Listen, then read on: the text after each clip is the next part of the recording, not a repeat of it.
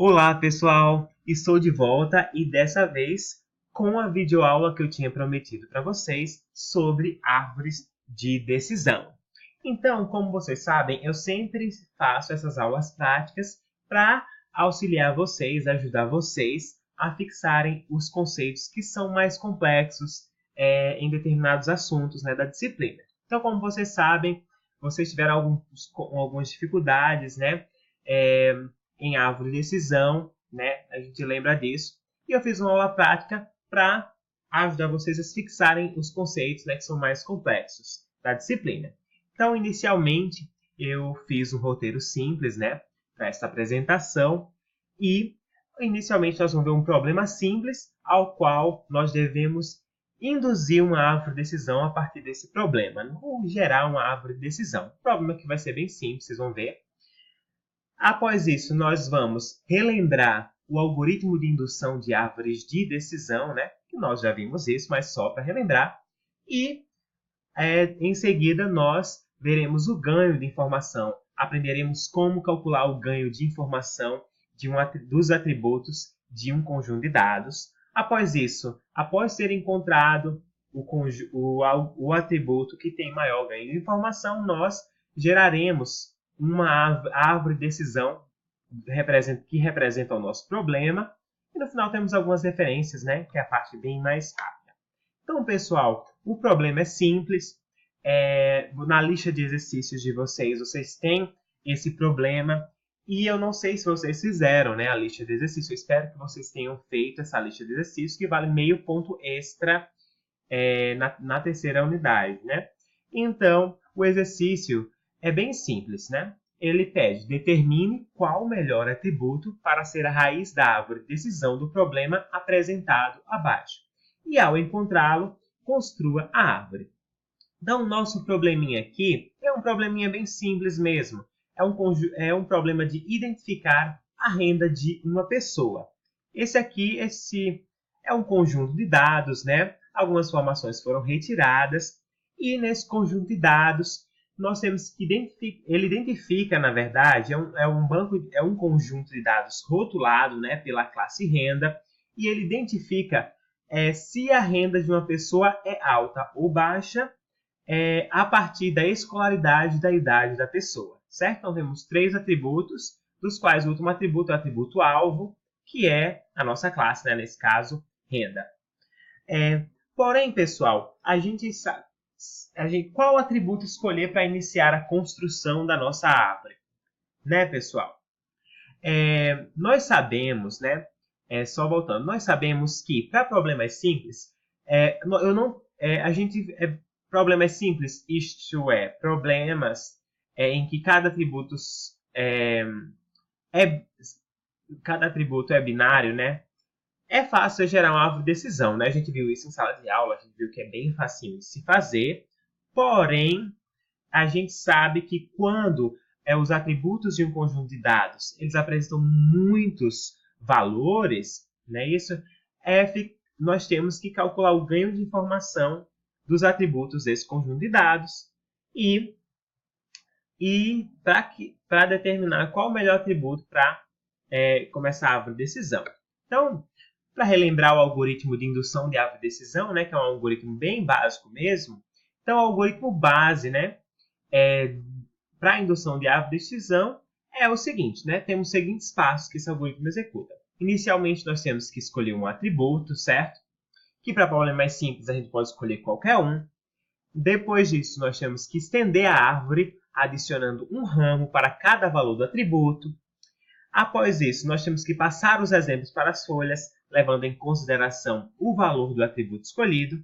E, para cada folha, se todos os exemplos são da mesma classe, associar esta classe à folha, certo?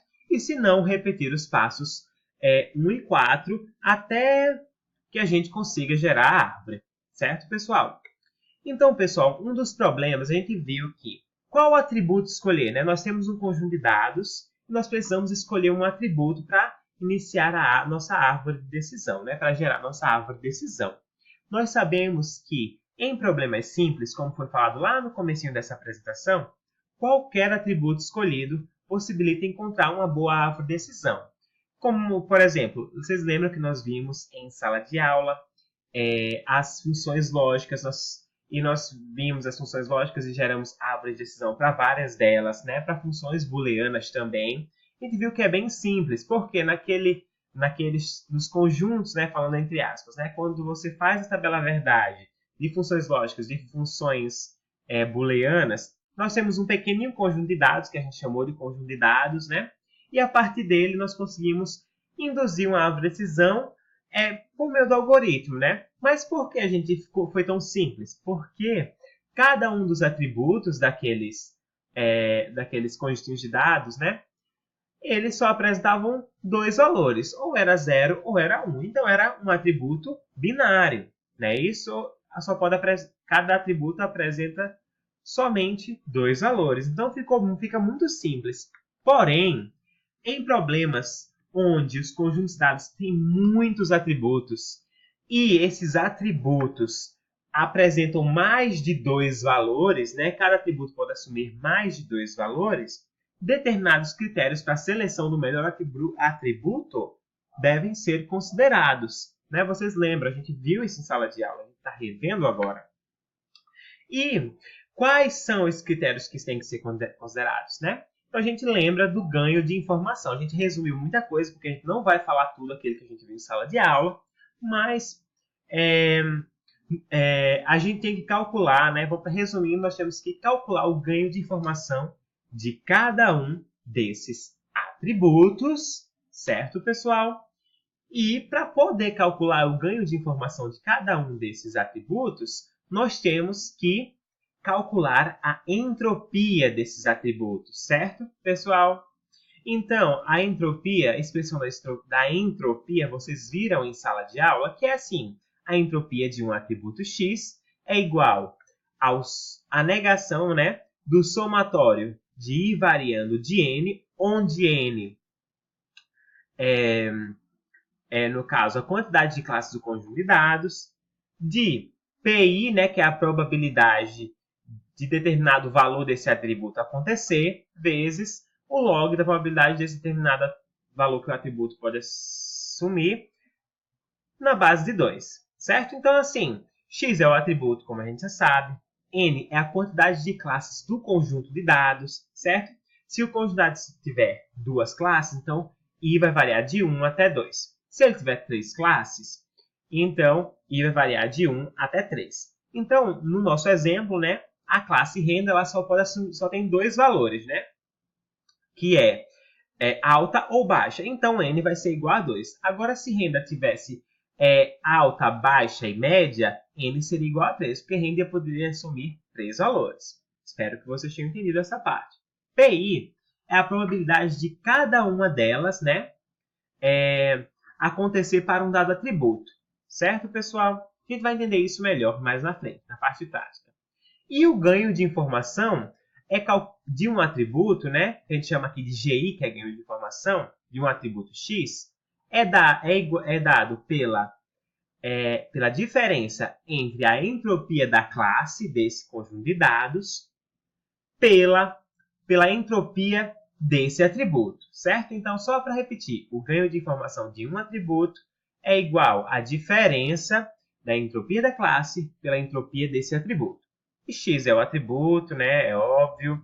A entropia da classe é a entropia da classe do conjunto de dados, no caso é a entropia da renda, que vai ter que ser calculada primeiro, e a entropia do atributo, que é de x, né? Que é a entropia do atributo, que neste caso é a soma ponderada das entropias de suas partições. Lembram das partições que vimos em aula? Se não lembra, veremos aqui novamente. Certo, pessoal? Então, pessoal, para calcular o ganho de informação de cada atributo do conjunto de dados, nós temos que seguir o seguinte procedimento. Então, primeiro passo, calcular a entropia da classe do conjunto de dados. Isto é, nós temos que calcular a entropia da classe renda. Primeiro, nós fazemos isso. É melhor fazer isso primeiro, ok? O segundo passo, calcular a entropia de cada atributo do conjunto de dados, certo? No nosso caso, calcula a entropia primeiro de escolaridade, calcula a entropia de idade, certo? E, finalmente, o terceiro passo, que é calcular o ganho de informação de cada atributo, tanto de escolaridade quanto o de idade, ok? Então, vamos lá. Nós temos o nosso conjunto de dados, né? Com dois atributos, três atributos, né? No caso, o terceiro, que é o atributo alvo, que é renda, que é a classe, e o atributo escolaridade e idade. Então, nós sabemos que escolaridade é um atributo nominal ou categórico, não é isso? Pode chamar ou nominal ou categórico, que tá beleza. Idade, e esse atributo escolaridade, né? Só voltando um pouquinho, ele pode assumir três valores, que é graduação, mestrado e doutorado. O outro atributo, que é idade, né? Ele é um atributo numérico ou contínuo. Você pode chamar numérico ou contínuo, ok, pessoal? Que ele só pode, né? Eu já facilitei a vida de vocês aqui, né? Certo? Ó, eu já dividi, né? Eu já resolvi, porque em sala de aula a gente viu que para calcular o ganho de informação de um atributo contínuo ou numérico, nós temos que ordenar todos os valores, né? Isso, e depois criar uma partição. Aqui a partição já está criada para facilitar a vida da gente, certo? Mas se não tivesse, a gente tem que ordenar todos os valores e criar uma partiçãozinha. Nesse caso, tem a partição. Ok, a gente dividiu, né? Uma vai ser para maior que 30 e outra menor ou igual a 30, certo? E nós temos a nossa classe, renda, que ela também é um atributo, nosso atributo alvo. Mas a gente não precisa, ok? Que é um atributo binário, só pode assumir dois valores, alta ou baixa. Certo, pessoal? Então, pessoal, nós vamos começar a calcular o ganho de informação, certo? Então, vamos seguir o primeiro passo, que nós temos que calcular a entropia da classe, é o primeiro passo. Então, quem é a classe? A classe é renda, ela está aqui, ó. Estão vendo? Renda. E a gente coloca aqui na formulazinha da entropia, né? Vamos calcular a entropia da classe, certo? E a entropia de renda, a gente vai substituir. N ficou 2, por quê? Porque a classe ela assume dois valores, que é baixa ou alta. Então, N ficou igual a 2, substituiu tudinho aqui, certo? E a gente agora vai calcular as probabilidades, né? P1 e P2, porque como nós temos duas classes, vai ser a probabilidade da renda ser alta, né? A probabilidade de alta e a probabilidade da renda ser baixa. Então, a probabilidade da renda ser alta vai ser 4 sobre 8. Por que 4 sobre 8? Porque aqui, no atributo renda, nós temos quanto a gente tem alta, renda alta? Quantos exemplos tem renda alta? 1 exemplo, 2 exemplos, 3 exemplos e 4 exemplos. Então, 4 sobre os 8 exemplos que a gente tem. Nós temos 8 exemplos, né? 1, 2, 3, 4, 5, 6, 7, 8. E a gente tem 4, né? Exemplos que têm renda alta. Então, a probabilidade ficou 4 sobre 8. Que, simplificando, ficou 1 meio, certo? E vamos agora calcular a probabilidade da renda ser baixa. Então, a gente conta 1, 2, 3, 4. Então, 4 exemplos têm renda baixa sobre 8, que são a quantidade de exemplos que a gente tem, certo? Então, é meio também, se repetiu. Como a gente já descobriu, né? A probabilidade, né, tanto da renda ser alta quanto da renda ser baixa, agora nós podemos calcular a entropia da classe renda, certo? Então, a gente abre o somatório. Quando a gente abre esse somatório aqui, ele fica dessa maneira, né? No caso, menos P1 vezes o log de P1 na base 2, menos P2 vezes o log de P2 na base 2, certo? Ficou desse jeito quando a gente abre o somatório. Ele ficou assim, ok? Não tem briga, ok? E a gente substitui as probabilidades, né? P1 não foi 1 meio, então a gente substitui aqui. Vai ficar menos P1, que é 1 meio, vezes o log de 1 meio, que é o P1zinho aqui na base 2, que eu esqueci até de diminuir o 2 aqui, mas ok, dá para vocês entenderem, menos P2, no caso, que é 1 meio, vezes o log de P2, que é 1 meio, na base 2. Calculando tudo isso na calculadora, nós encontramos que a entropia da classe desse conjunto de dados é de 1 bit. E lembrem, pessoal, que a unidade de medida da entropia é o bit. Lembram? A gente viu isso em sala.